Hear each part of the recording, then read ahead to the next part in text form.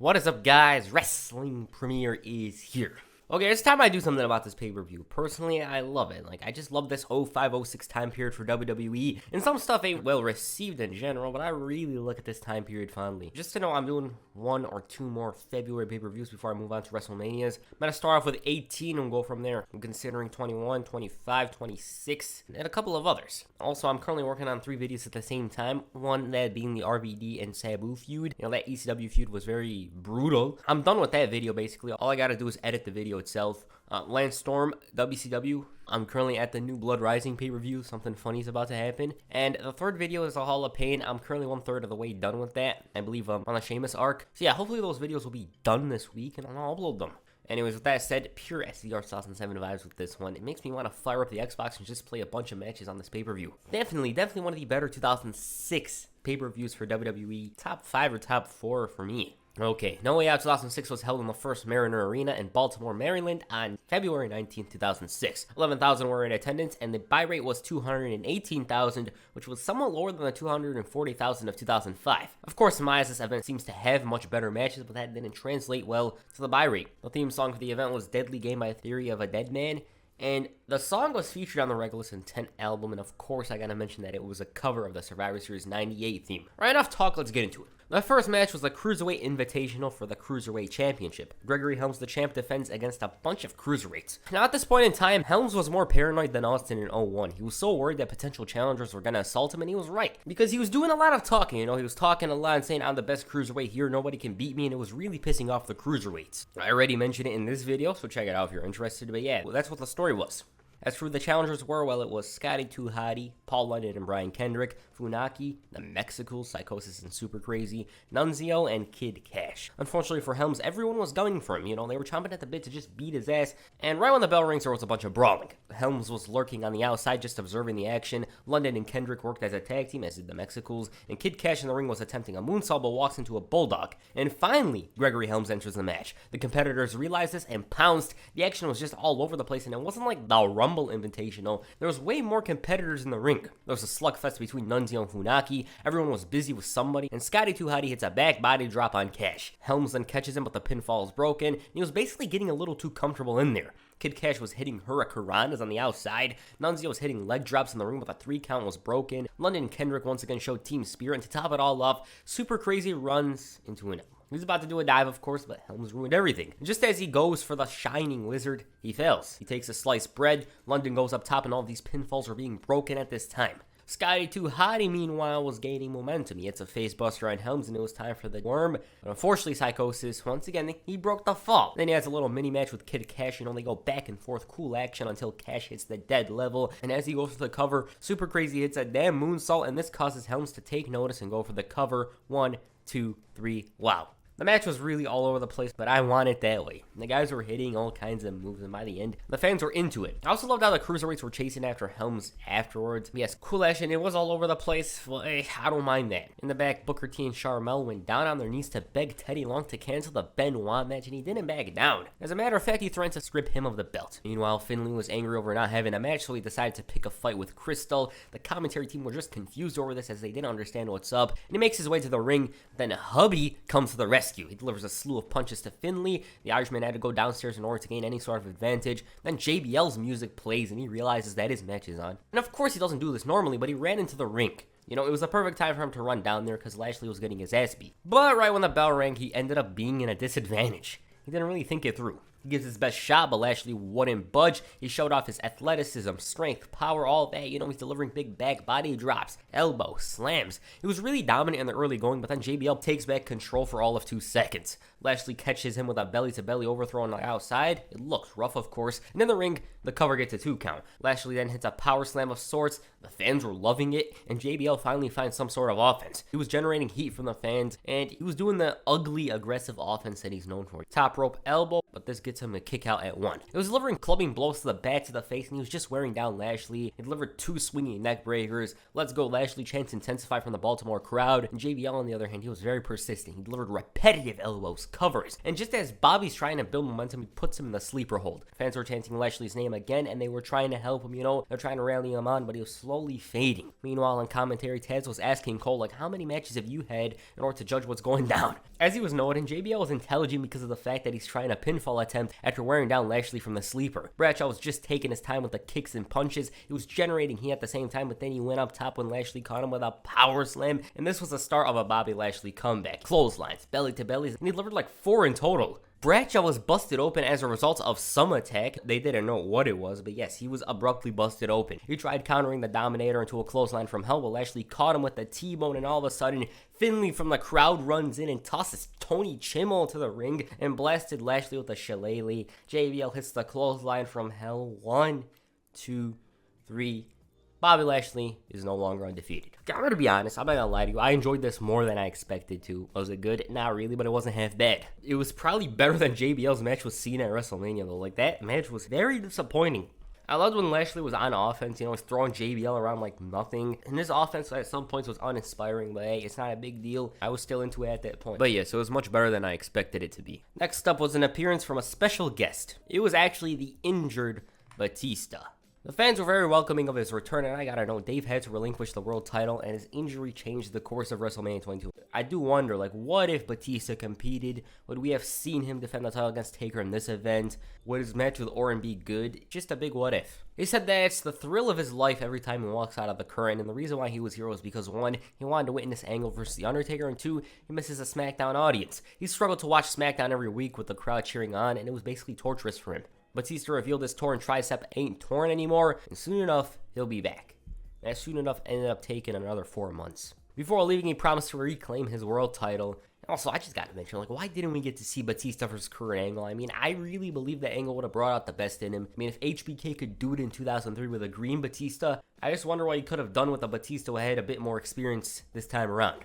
Taz, meanwhile, hoped Batista put on some hand sanitizer after shaking Cole's hand, and I just love the chemistry those two had. In the back, Kurt Angle and Randy Orton argued over who will be world champ when Batista returns, and Orton was questioning Angle after he told Ray not to worry about his match with himself, Orton, and No Way Out. And the champ told him that he ain't focused on him. All he's worried about is the main event with The Undertaker. And is JBL a lunatic or something? The next match saw Eminem challenge Matt Hardy and a mystery opponent, and it was non-title. I don't know why, but it was. As for his tag team partner, it was Tatanka. He didn't get that much of a reception initially, and I don't know who the fans thought they were getting, so I decided to go back to 2006 to see what the rumors were. Road Warrior Animal was the one who many believed was gonna return and face Eminem, but another guy, like, they just caught my eye. It was CM Punk. Apparently it was shot down, though, because some higher-ups didn't think he's good enough or something. They were planning on having him debut later in the year regardless. But yeah, CM Punk in this match, it just sounds so damn weird. Hardy and Tatanka took early control work in the left arm of Joey and Mercury, and funny enough, they showed some chemistry in there. After Nitro's tagged in, Eminem finally found form. They're doing regular heel things, trying to isolate Hardy. He quickly countered an attack into a neckbreaker, and back in was Tatanka.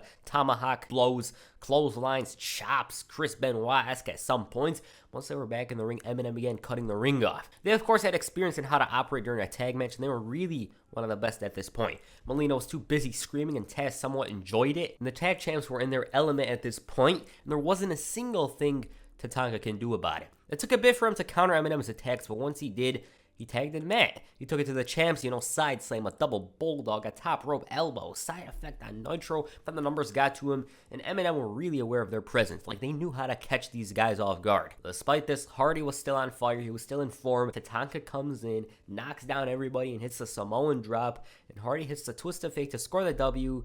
And look at the fans. They really enjoyed that. Not bad. I thought it was gonna last a bit longer, Had the feeling of a TV match to it. For me, it was a bit weaker than the Lashley match. Yeah, it just had that TV feeling to it, so that's all I have to say. The next match was for the United States Championship. Booker T defends the gold against Chris Benoit.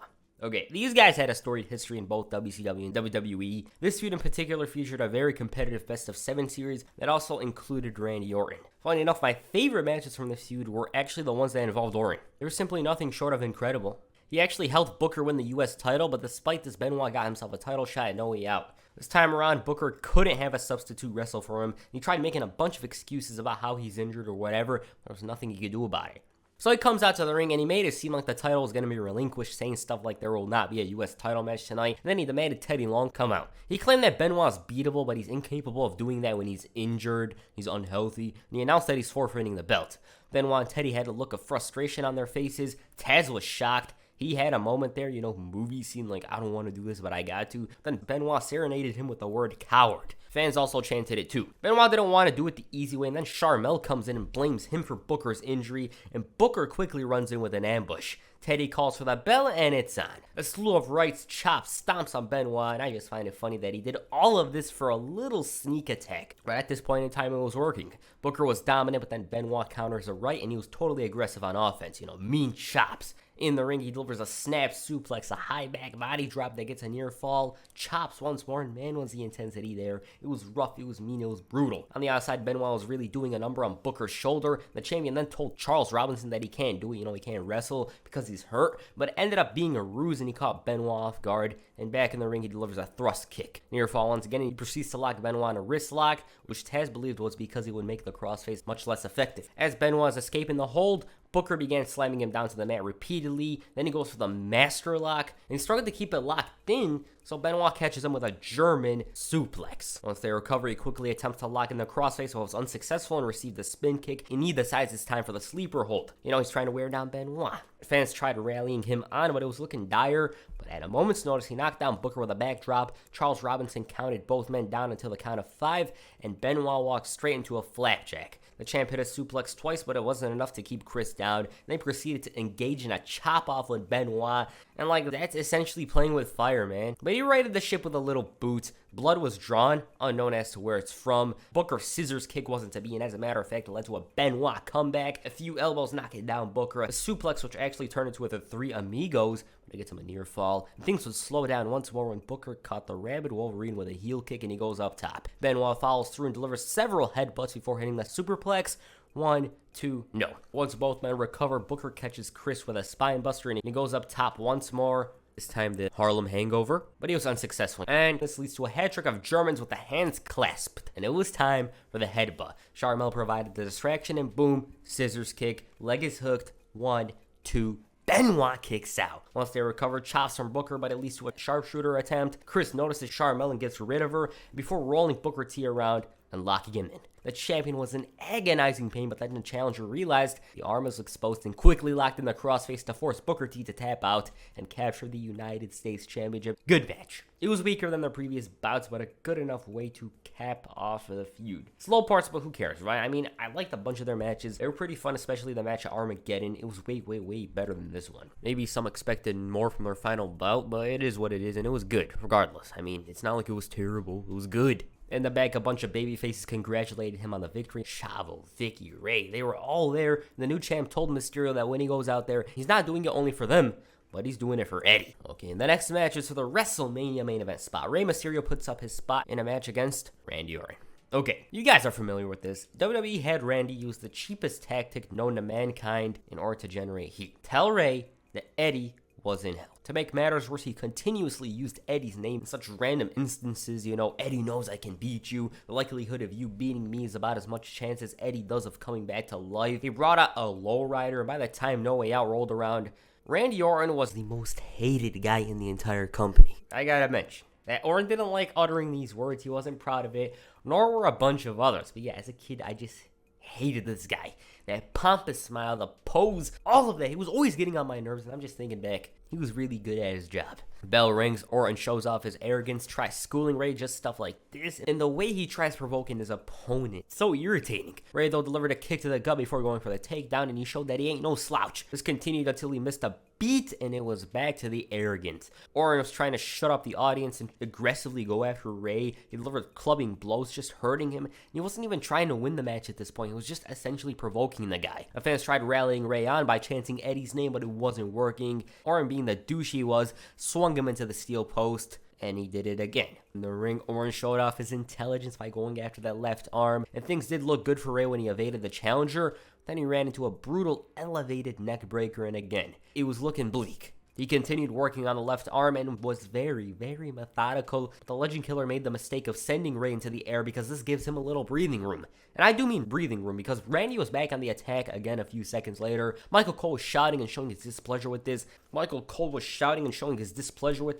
he was really utilizing the environment to the best of his abilities in order to inflict more damage to the left arm. Once again, Rey finds time to rest, but when Orton enters the ring, he tries to build momentum. Orton catches up to him and attempts an electric chair, but he counters into a sunset flip. Fans are loving this, and it gets him an earfall. One thing the commentary team reminded us of is the fact that Orton had a concussion. Rey whooped his ass so badly about 2 weeks earlier that it's still affecting him. Mysterio was really gaining momentum at this point. Sure, his arm was hurting, but he was still in the fight. Orton was busted open, and his attempts at fighting back were mostly unsuccessful. And at one point, Rey had the match won, but his arm got the best of him, and Orton kicked out. Once both men recovered, Rey went for an aerial move when Orton caught that arm, and he was just very smart. Like, the guy may have been a douche in storyline, but the commentary team had so much respect for his in-ring abilities.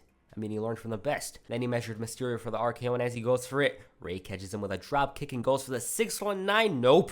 Orton catches him with a roll-up. Hands on the ropes. 1, 2, 3. I'm not gonna lie, while watching this, I actually felt bad for Rey. Like, the facial expression, you could feel his emotions. That bastard, he cheated to win, and Rey, he had a hell of a lot of people relying on him, and to add insult to injury, Randy Orton asks Rey, I'm going to the main event of WrestleMania. Where are you going?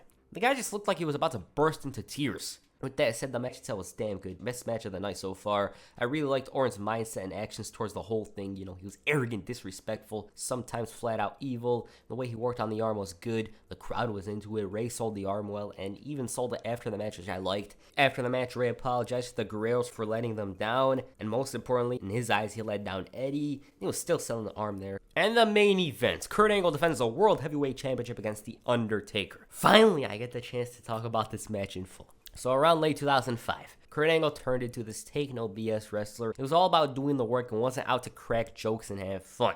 It led to one of his most notable runs in WWE. Depends on how you see it. It might be his very best. But it ended very quickly, you know what I mean? It was accepting of any and all challengers, and so it led to this match. The Undertaker desired championship gold, and just like that, it was made. Many, by the way, consider this to be the best match of 2006.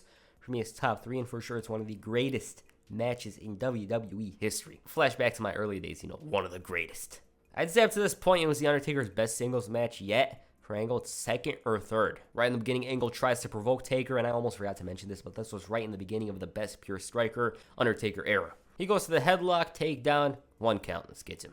That man quickly goes after the left arm, and he was showing off his ridiculous strength, going for submission holds, and Angle's really struggling with the arm. At this point, Taker was basically glued to it, and so he tries to throw hands once more. Undertaker was consistently following up on his work and hit the old school. Then Angle ran into a downward spiral, and the commentary team thought it was uncharacteristic of Angle to be doing that. Snake Eyes, boot wasn't to be, as Angle catches him with a German. Finally, he's on offense. He cornered the challenger and tried wearing him down with a bunch of boots. He evades yet another deadman attack, and he buys some time, sending Taker to the outside. He then decides to continue fighting on the outside, but quickly learned that it was a mistake as Taker sends him back first into the steel post. Taz was under the belief that The Undertaker was really interested in a match with Angle for years, as he felt that there was something to prove by beating him. He gets the apron leg drop, and in the ring goes for the cover. He gets him an earfall. As Angle wakes up, he finds himself in chokeslam position, but decides to go after the knee. Taker quickly knocks him down, but Angle realizes that he had something there, the knee. He worked on it, slamming him into the post, and it was just flat out animalistic behavior from one Kurt Angle. The Undertaker was limping at this point. It was clear that this tactic was working, he was bending it in half. At the same time, he's delivering right hands and just wearing Taker down in general. And the challenger had enough and tossed him through the ropes.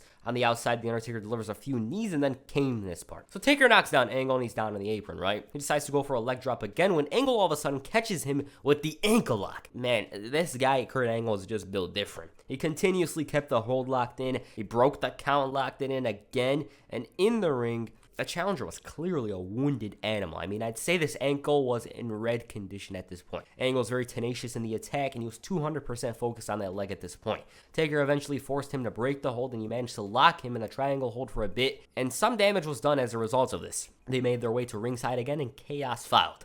This time, The Undertaker was the aggressor. He cleared the announce desk, and just as he goes to strike Angle, boom, He's caught with an angle slam through the announce table. At this point in time, The Undertaker was in a very precarious situation because Nick Patrick reached that count of 9. This is when Angle decides to cuss him out, telling him that we're going to do it inside the ring and I'm going to beat this bastard. He marched towards Taker and delivered a bunch of uppercuts. Total aggression from him. This would be a huge mistake from Angle as Taker launched him at full speed into the announce table, and in the ring, both men fought atop the turnbuckle. Taker won that little battle, but like Michael Myers, Angle quickly re-emerged to give Taker a belly-to-belly. The champ proceeded to engage in a slugfest with a challenger, but ended up running into a boot, and once he got up, Angle was on the receiving end of the choke slam. Nope.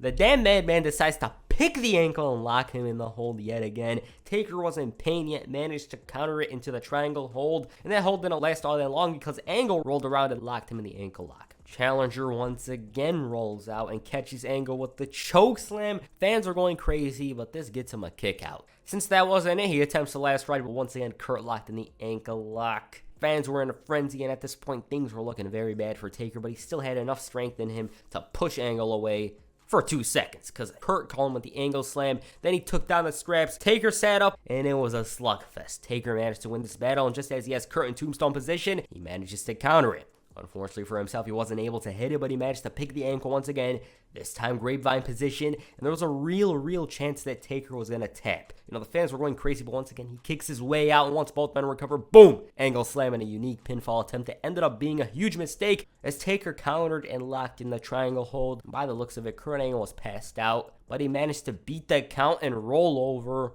and the ref makes the count 1, 2, 3. Wow.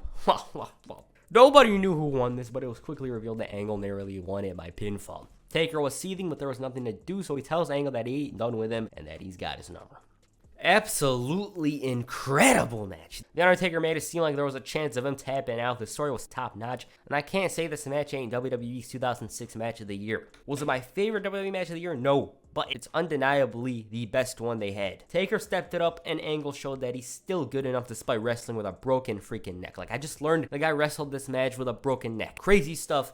So for this one, definitely match of the night. I mean, if you have any doubt in your mind, just go watch the damn thing. It just had me rolling in excitement. I loved how Angle was booked to be on the level as The Undertaker. And the only thing that drags this match down, and this isn't even a big deal, is the fact that it wasn't at WrestleMania. Like, I can just imagine this match at WrestleMania probably would have been even better. Probably would have been a full-on top 5 WrestleMania match ever. I know for sure, and it would have been that damn good, and the story itself with Angle breaking the streak would have been absolutely incredible. Nothing short of legendary. Overall, No Way Out 2006, good. I enjoyed the matches, you might not, you know. I actually found some enjoyment in the Lashley and JBL match. My least favorite match was actually the Tatanka tag match. I just felt like that was very TV-esque. I just didn't like it that much. Chris Benoit and Booker T, once again, great story they told. Good match. They had better matches in the past, but still good enough. Cruiserweight opening. Fun. Randy Orton versus Rey Mysterio. I loved that story. I loved how Rey sold the arm. Just great stuff. And this one, well, I already said what I said. I mean, what's there to say? It's absolutely incredible. That ain't even awesome. It's above awesome. Now, I will say one thing. I do think they should have had this as a non-title match at WrestleMania and had Rey face Randy Orton for the title at WrestleMania. I think it would have been a sight to see, so yeah. What you guys think of No Way Out 2006? Please comment down below. That's your first video. Make sure you hit a side effect on the like button, perhaps the ankle lock on the subscribe button. Peace. I'm out.